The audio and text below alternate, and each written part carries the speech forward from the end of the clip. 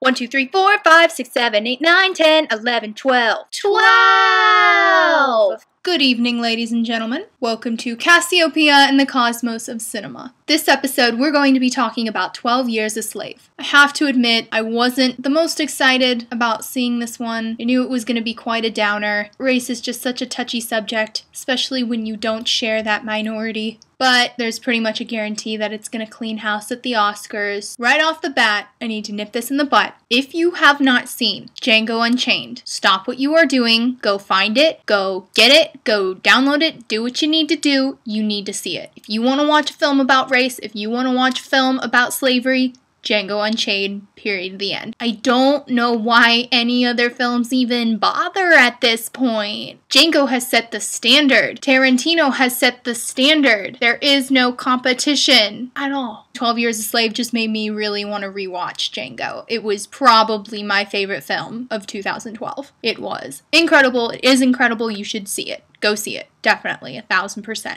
12 Years a Slave has a much heavier, obvious, dramatic tone. The tone is just, it's so heavy. It never lets up, and it really bogs down your audience. It was a powerful film, and the tone fit the film. However, it rarely let up, and it was difficult to get through. Of course, very long, several scenes could have been trimmed significantly, and it still would have been just as powerful, if not even more powerful. There's no reason, guys and gals, to run a scene or a shot so long. There's no reason. That's like the #1 thing in film school. You think you need that extra second or two? You do not. Kill your darlings. Kill them! The performances were outstanding, of course. Sarah Paulson, who's in American Horror Story, she nailed it. She was super bitter. The cinematography is beautiful. It's beautiful to look at. However, I am super picky. Not everything was in focus. My thing I do when something's not in focus is I snap.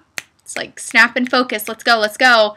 So I fought the urge so many times because they would sit on these close-ups and one person who's on the same plane of focus for some reason, you know, person over here is in focus, person over here isn't. It was bizarre. It was driving me nuts. It happened several times and I'm just like, get it in check. Nitpicky stuff, gorgeous framing, beautiful use of light. However, you gotta watch it with the African American skin. It's much deeper. You gotta be careful. You gotta make sure you're bouncing light properly, and sometimes people were underlit. I know it's difficult. These are professional films, Hollywood quality. If you're gonna light something, I prefer to just blast it.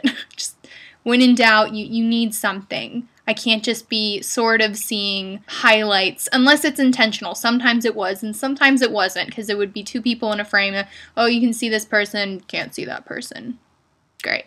Technicalities aside, it was a decent film. I wouldn't recommend it just because it's such a downer and just because Django is so much better. Yes, this is a much more historically accurate depiction of slavery, but is it as entertaining? No. And you work in an entertainment medium. This isn't the History Channel. Entertain your audience. I don't need a history lesson.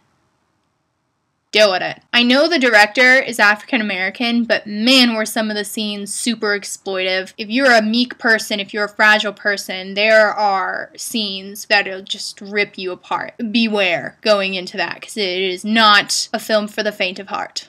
Next week is gonna be amazing. You know why? Because it's the Hunger Games. I've been waiting for this for weeks, for months really. If you haven't seen the first one, see it immediately. And see the Hunger Games catching fire, because it's going to be incredible. It's going to be fantastic. I'm so pumped. It's going to be great. Tune in next week for that. I'm going to have lots and lots to say, raving about how amazing it is. Maybe I'll be disappointed. Who knows? Anything could happen. Thanks for sticking with me through these heavy films. It's all downhill from here. There's lots of great ones coming up, so stick with me. Thanks for watching. Follow and subscribe. I post stuff that's really relevant on Twitter. I retweet lots of relevant information. I try not to post a lot of personal stuff, so please follow me on Twitter. If you don't do Twitter, I understand. And then please subscribe to me on YouTube. I would really appreciate it. Thanks for watching, and I'll see you next week for The Hunger Games! Woo!